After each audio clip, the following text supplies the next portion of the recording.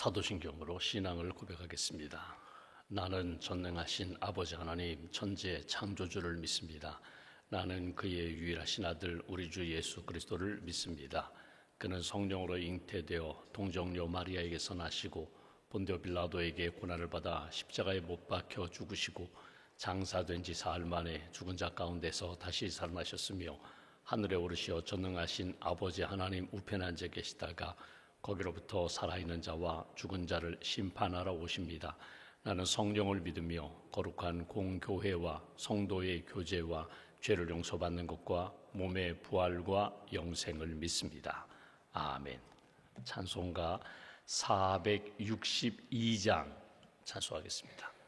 462장입니다.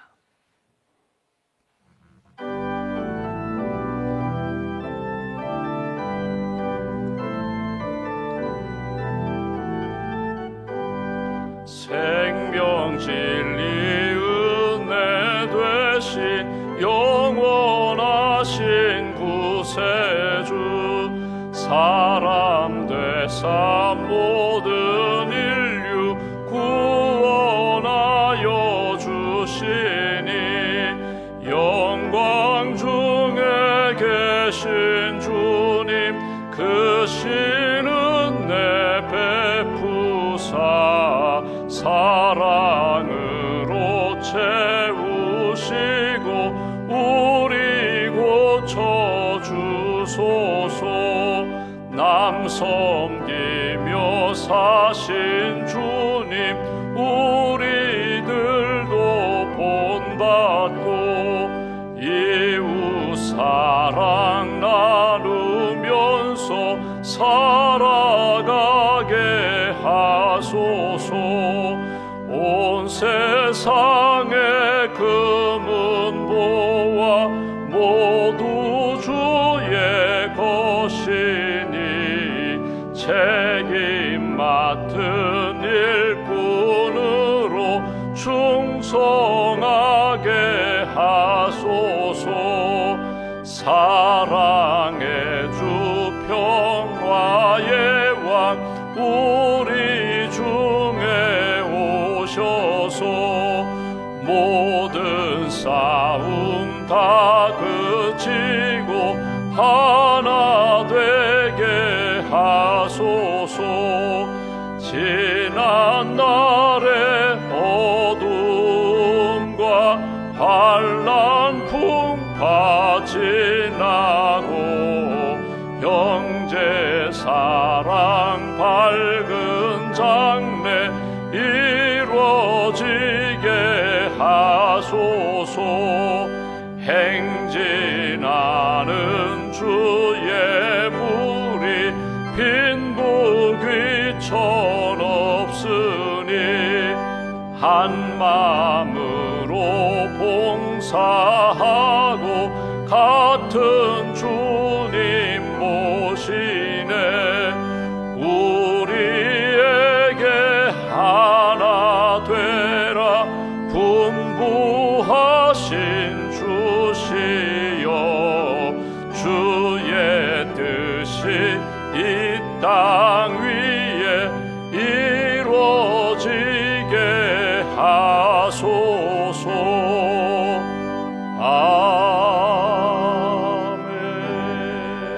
아멘. 기도하겠습니다. 생명 주신 하나님 감사합니다.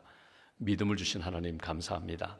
어제는 주님의 날로 또 어버이 주일로 하나님 앞에 예배드리며 가정을 위하여 기도하고 또 부모님을 사랑하며 축복하며 은혜를 기억하는 주일로 지키게 해주셔서 감사합니다. 출근하기 전에 먼저 주님을 만나는 경건의 시간으로 은혜의 시간으로 이끌어 주셔서 감사합니다. 주님을 바라봅니다. 십자가를 바라봅니다.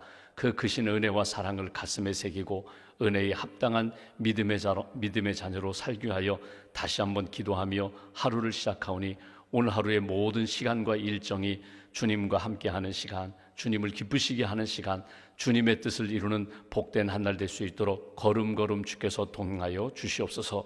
주님의 몸된 교회를 섬기는 많은 분들 그 수고와 헌신을 기억하시고 하나님을 기쁘시게 하며 많은 사람들을 주님께로 인도하는 일에 또 세상 사람들의 본이 되는 일에 하나님 기뻐하시는 일로 말미암아 칭찬과 존경받고 영향력 있는 삶을 사는 일에 힘쓰는 저희들로 주님 인도하여 주시옵소서.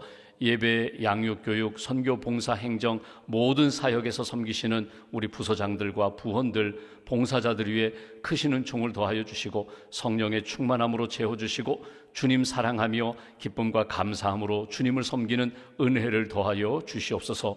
특별히 주일 우리 차량 봉사로 섬기시는 분들, 또 주차 봉사로 섬기시는 주차위원들, 또 조경팀으로 섬기시는 우리 위원들 한 분 한 분을 주께서 붙들어 주시고 강건케 하시고 하나님 여러 가지 어려운 여건 가운데 믿음으로 사랑으로 소망으로 잘 섬기실 수 있도록 크시는 총을 더하여 주시옵소서. 이 아침에도 은사를 따라 섬기는 많은 분들 주님 기억하여 주셔서 차량 운행하시는 기사님들, 또 예배위원, 안내위원, 또 반주자, 방송실에서 섬기시는 교역자들 주께서 오른팔로 붙들어 주시고 강건함으로 새벽을 깨우며 섬기시는 그 일에 지치지 않도록 주께서 능력의 팔로 붙들어 주시옵소서. 오늘 하나님 교구 모임을 갖게 됩니다. 샘터 지도자들에게 은혜를 덧입혀 주시고 맡겨주신 영혼들, 가정들 기도와 사랑으로 잘 섬길 수 있는 특별한 은총을 더하여 주시옵소서. 5월 한 달 기도 제목을 우리가 가지고 있습니다. 하나님 가정을 위하여, 자녀를 위하여, 또 직장을 위하여, 일터와 사업체를 위하여, 가정과 또 하나님 주의 몸된 교회를 위하여 기도하는 저희들의 기도를 주님 응답하시고 기도할 때 주께서 풀어주시고 또 닫힌 문 열어주시고 하나님의 역사 가운데 회복의 길로 인도해 주실 줄 믿습니다. 낙심하지 않고 기도하게 하시고 주님의 뜻이 이루어질 때까지 가장 선한 역사를 기대하며 믿음으로 간구하는 저희들로 인도하여 주시옵소서. 오늘도 항암 치료받는 사랑하는 성도 심령과 하는 삶을 붙들어 주시고 잘 감당하게 하시고 하나님 이겨나갈 수 있도록 주께서 은총의 손길로 붙들어 주시옵소서. 하나님 이번 한 주간 동안 중요한 문제를 놓고 기도하는 분들에게 지혜의 영을 더하여 주시고 하나님의 뜻 붙잡고 하나님의 기뻐하시는 길을 잘 걸어갈 수 있도록 주께서 선한 역사로 인도하여 주시옵소서. 마음에 곤고함이 있고 가정에 우울함이 있고 또 자녀의 문제로 인하여 신음하는 성도들의 기도를 주님 응답하시고 오늘 이 아침에 우리가 찬송 부른 것처럼 우리의 영원한 구원자가 되시는 주님께서 사랑으로 회복시켜 주시고 믿음으로 회복시켜 주시고 하나됨으로 주께서 이끌어 주시옵소서.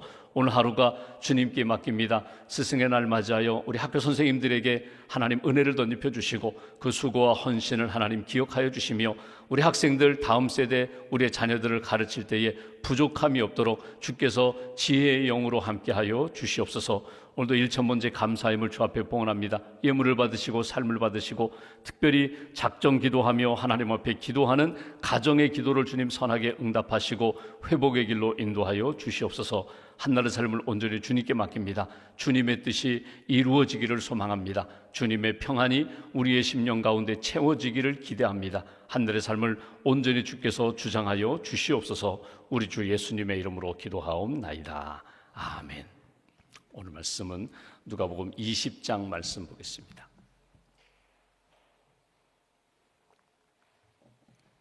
누가복음 20장 오늘 27절부터 47절까지 말씀, 누가복음 20장 27절부터 47절까지 말씀 함께 봉독하겠습니다.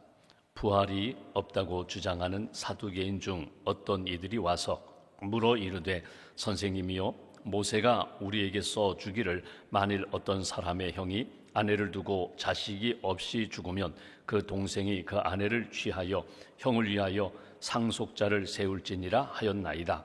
그런데 7형제가 있었는데 마지가 아내를 취하였다가 자식이 없이 죽고 그 둘째와 셋째가 그를 취하고 7이 다 그와 같이 자식이 없이 죽고 그 후에 여자도 죽었나이다.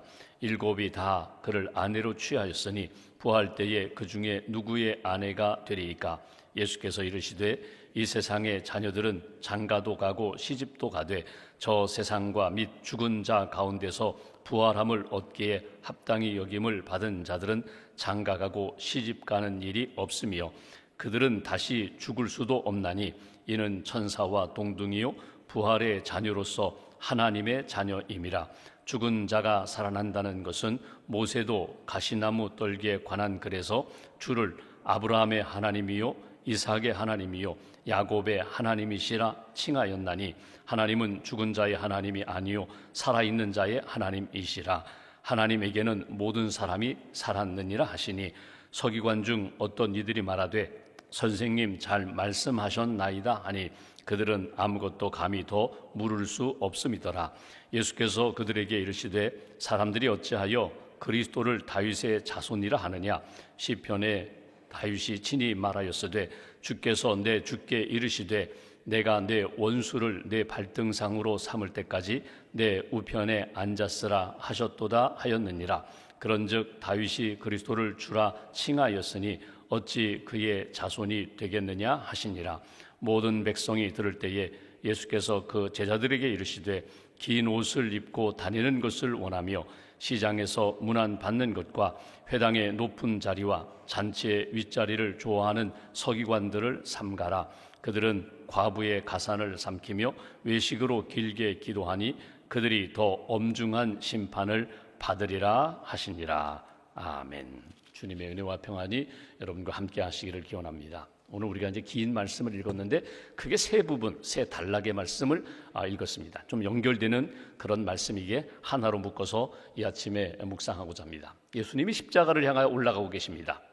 예루살렘에 들어가셨고 십자가를 앞에 두고 있는 그 시간에 유대 종교 지도자들이 예수님에게 나아가서 질문을 던집니다. 그 질문은 정말 몰라서가 아니라 예수님을 시험에 빠뜨리고자 어떻게 하든지 예수님을 죽이고자 하는 그런 시험, 그런 질문에 대하여 예수님이 하나씩 답변하시는 내용을 우리가 쭉 읽고 있습니다. 세례 요한의 세례가 사람으로부터냐 하나님으로부터냐, 그 질문으로부터 시작해서 우리가 지난주에 보았던 것처럼 가이사에게 세금을 바쳐야 합니까? 바치지 말아야 합니까? 그리고 오늘 질문은 부활의 때에 여러 쉽게 말하면 남편이 있는 여인이 부활의 몸이 되었다면 과연 누구의 아내가 되는 것입니까? 누가 그 여인의 남편이 되는 것입니까? 이런 부활에 관련된 질문으로 예수님 앞에 이렇게 던지는 그런 모습을 우리가 보게 됩니다. 어찌 보면은 이 종교 지도자들, 유대 종교 지도자들이 여러 종류거든요. 제사장이 있어요, 서기관이 있어요, 바리새인이 있어요, 사두개인이 있어요. 여러 가지 분파에 따라서, 성격에 따라서 여러 종류로 나누어지지만 유대 종교 지도자들의 입장에서는 예수가 참 불편해요. 성전을 정화하면서 자기들의 이권에 대하여 깨뜨렸거든요. 그러니까 알면서도 이거 이렇게 하면 안 되는데, 이거 정리해야 되는데, 하나님 앞에서 거룩해져야 되는데, 성전은 기도하는 집이 되어야 하는데 자꾸 장사의 소굴로 만드는 것에 대하여 자기들도 이게 불편하거든요. 이거 아니라는 것 알고 있거든요. 그런데 결단하지 못하니까 계속 끌려가게 되고 의보다는 이익에 눈이 어두워서 계속 미적미적대다가 예수님이 모든 것 깨뜨리셨거든요. 그러나 자존심도 상하고 체면도 구겨지고 자기들의 이권도 다 잃어버리는 상황 가운데 저 예수는 없어져야겠다는 거예요. 그래서 어떻게든지 백성들과 예수를 이간시키려고 하고 로마 정부와 예수를 충돌시키려고 하는 것이 이런 질문입니다. 가이사에게 세금을 바쳐야 할까요 말까요? 여러분, 이것은 딜레마거든요. 이거는 진퇴양난이거든요. 바치라고도 할 수 없어요.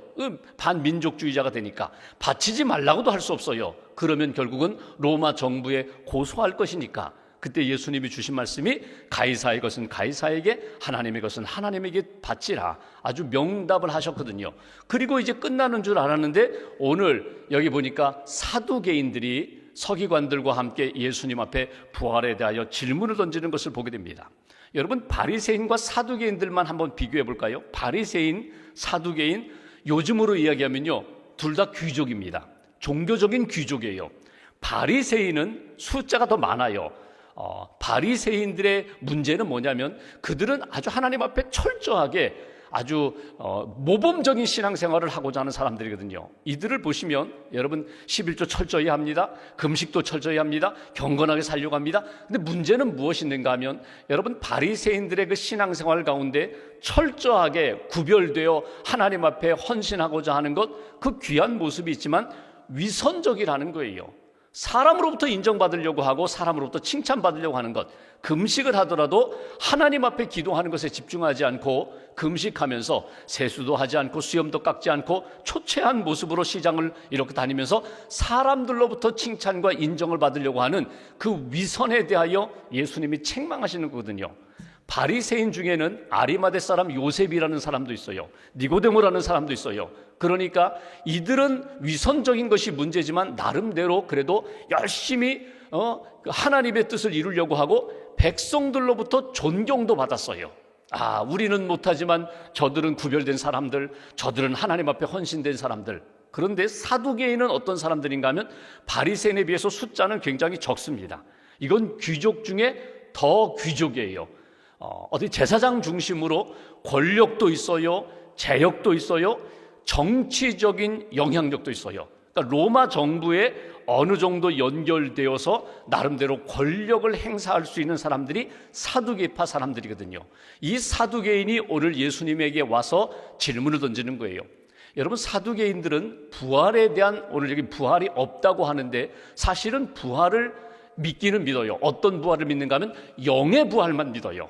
영적인 것, 그러니까 육신의 부활, 죽은 자가 다시금 살아났다, 이건 안 믿어요. 그냥 우리의 영혼만 부활하고 영생하는 것, 이것만 믿거든요. 그래서 여러분, 나중에 예수님 부활하신 다음에 바리새인들은 좋아했어요. 야, 저 맞다, 우리가 믿는 대로 부활이 있다, 봐라. 예수는 싫지만 부활에 대하여 증거가 생겼으니까 이 바리새인들은 좋아했지만 사두개인들은 인정하지 않았어요. 끝까지 육신의 부활을 우리는 믿을 수 없다.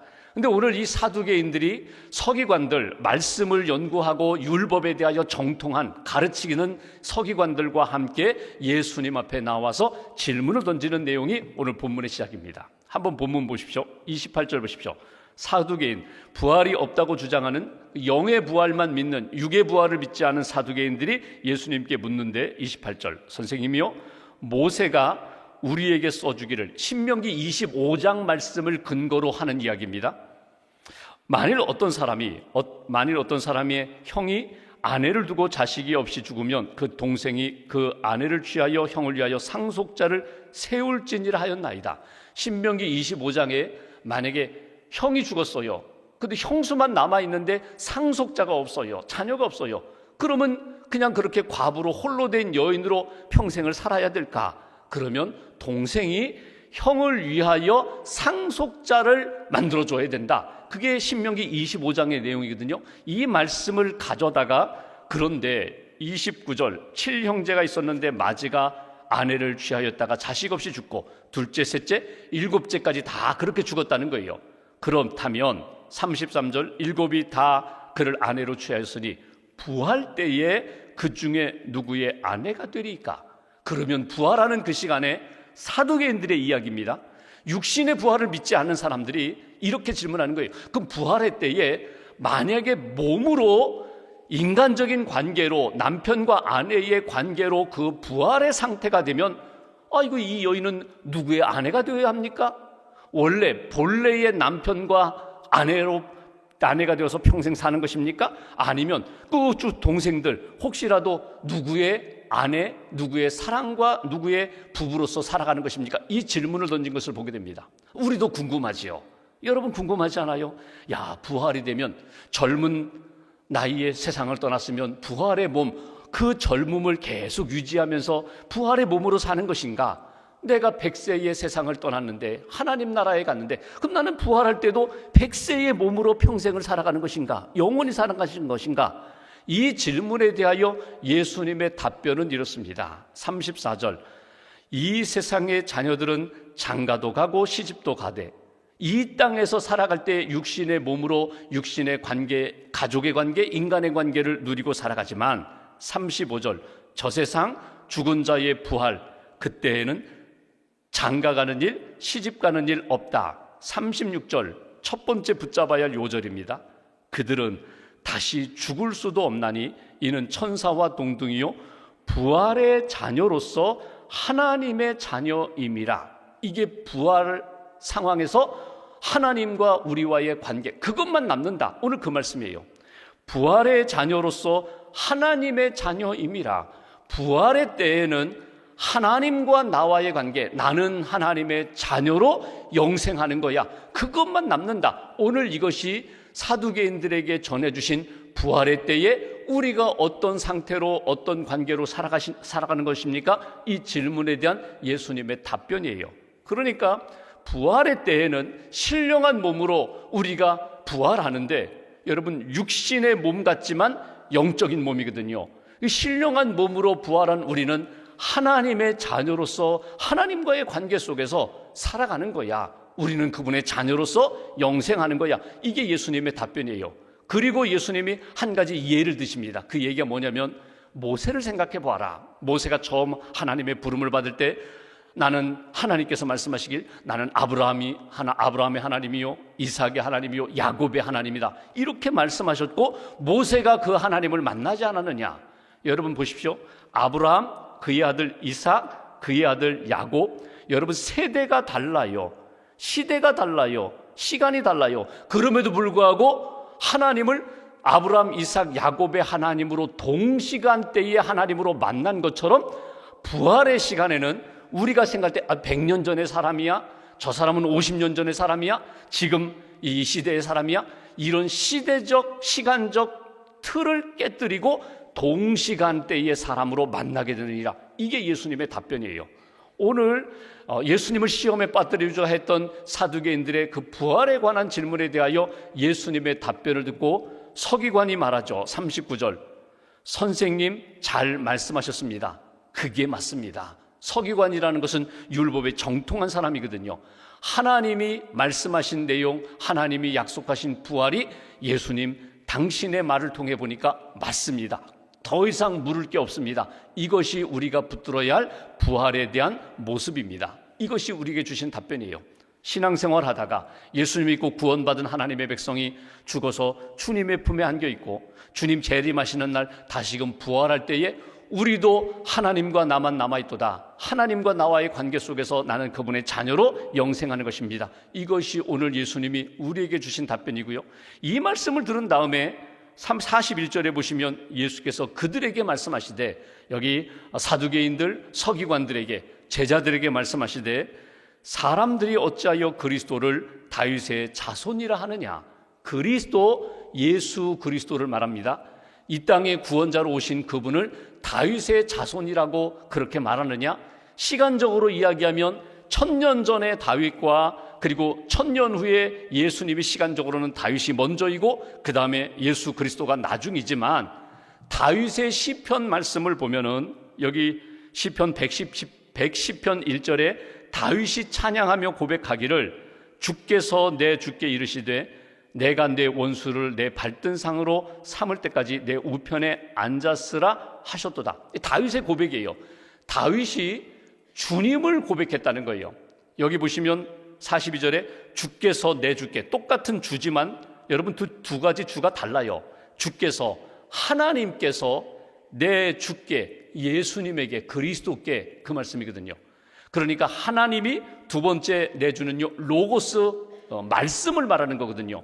이 땅에 육신의 몸으로 오시기 전에 하나님 우편에 앉아 계셨던, 하나님과 함께 계셨던 그리스도를 향하여, 예수 그리스도 로고스, 말씀 되시는 그분을 향하여 말씀하신 것, 이것을 다윗이 영감을 가지고 찬송하며 고백했던 것 너희들이 듣지 않았느냐? 그러니까 예수 그리스도가 이 땅에 육신의 몸으로 나타난 것을 보면서 다윗의 자손이야, 다윗의 후손이야 말하지만, 본체는, 원래 본질적으로는 예수님은 다윗보다 먼저 계셨던 로고스 하나님이시고, 그리고 이 땅에 구원하기 위하여 우리 같은 몸으로 오셔서 구원하시는 그리스도가 되시고, 부활 승천하신 이후에는 재림의 주로 이 땅에 다시 오실 분이야, 그것을 너희들이 깨달았으면 좋겠다. 이게 예수님의 말씀이에요. 그러니까 예수님은 누구이신가? 예수님은 하나님이십니다.